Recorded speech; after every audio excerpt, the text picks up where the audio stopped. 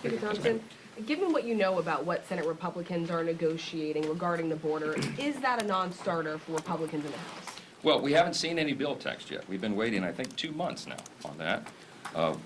You know, it's hard to make a judgment about something you haven't seen. All we know is the reports and rumors, I suppose, that have been leaked. I hope some of this is not true. But from what we've seen, clearly, what's been suggested is in this bill is not enough to secure the border. And we have to insist, we have a responsibility, a duty to the American people to insist that the border catastrophe is ended. And just trying to whitewash that or do something for political purposes that it appears that may be is not going to cut it, and that's a non-starter in the House. Mr. Speaker, the former president has made it clear that he doesn't want you guys to move forward on this, and judging by his comments, he clearly wants to campaign on this issue.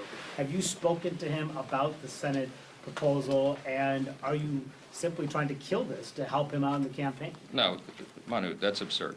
We have a responsibility here to do our duty. Our duty is to do right by the American people, to protect the people. The first and most important job of the federal government is to protect its citizens.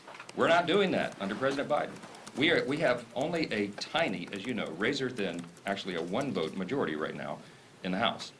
Our majority is small. We only have it in one chamber, but we're trying to use every ounce of leverage that we have to make sure that this issue is addressed. I have talked to former President Trump about this issue at length, and he understands that. He understands that we have a responsibility to do here. The president, of course, President Trump, wants to secure the country. President Trump is the one that talked about border security before anyone else did. He ran on, as you remember, building the wall. Why? Because he saw this catastrophe coming. He knew that if we did not get control of it, we would be in this situation. And that's why President Trump took executive actions. He used his executive authority to get that system under control.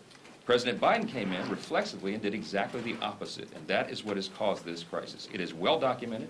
I'm happy to share with you all, if you haven't seen it yet, our documentation of the 64 actions they've taken.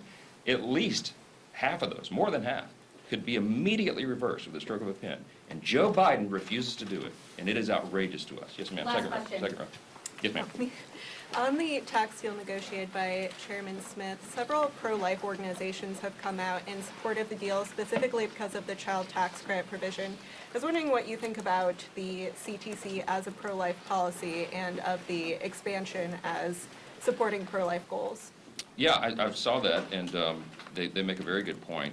We want to do well by families, and I commend Chairman Smith and the Ways and Means Committee for all the hard work they've done in putting that together. We had a long discussion about it in our Republican conference meeting within the last hour, and there's a lot of good progress towards that. And so I don't have anything to announce at the moment, but we do hope to be able to present a very clear picture here very soon. Lots of members are engaged on this, lots of them from the pro-life caucus to everybody across the spectrum understand what this means for small businesses, for all the great benefits that are in the bill, and we're working towards a consensus on that, and we'll give you more news soon. Thank you all so much. Appreciate you being here.